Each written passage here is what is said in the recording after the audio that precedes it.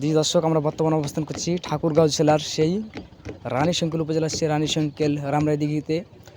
সেখানে অনেক দূর দূরান্ত থেকে মানুষ আসে সেই রামরাই দিঘি ঘোরানোর জন্য। এটি প্রায় রয়েছে অনেক দর্শনীয় স্থান, যেটির মধ্যে একটি রয়েছে সেই রামরাই দিঘি, যেখানে মানুষ অনেক দূর দূরান্ত থেকে পরিবার নিয়ে এই রামরাইতে ঘুরতে। তো আমরা আপনাদের দেখাচ্ছি সেই রামরাই পুকুরটি, যেটি আপনার অনেক বড়,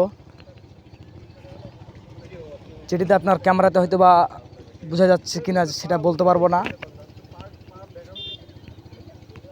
তো আমরা ছুটে আসছি সেই রামরাই দিঘিতে। তো আমরা কিছু মানুষের সাথে সাক্ষাৎকার নেব, যে তাদেরকে রামরাইতে আসে কেমন লাগতেছে এবং কি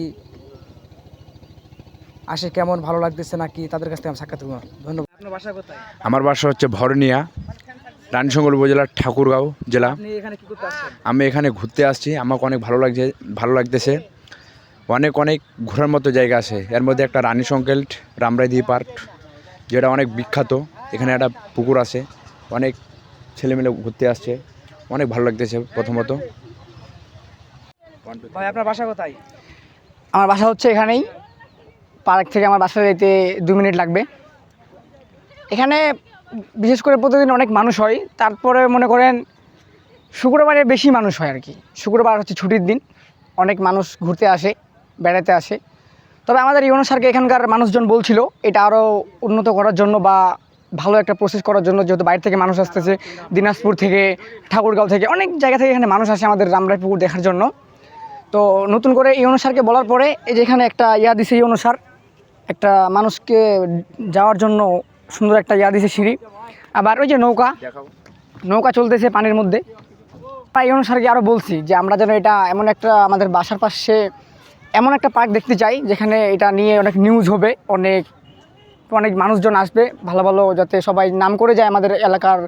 আমরা এটা ইউনো স্যারের কাছে আবেদন করছি। ইউনো স্যার বলছে ঠিক আছে, সমস্যা নাই, আমি যেহেতু এখানে আসি, আমার পরিবর্তে যে আসবে, আমি যদি নাও পারি করতে তাও আমি দায়িত্ব দিয়ে যাব।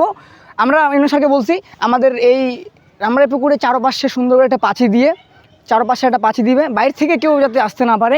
পাঁচি দেওয়ার পরে ওখানে গেটটা আরও সুন্দর করে করবে, করার পরে অনেক মানুষ যাতে, আমরা চাই মানুষেরও টিকিট হোক। বর্তমানে ইউনো স্যার দিছে মোটরসাইকেল গাড়ি এগুলা ঢোকার টিকিট, আমরা চাই এমনভাবে উন্নত করুক যাতে মানুষেরও টিকিট নেওয়া হোক। আমরা এটা চাই, আমরা চাই উন্নত হোক।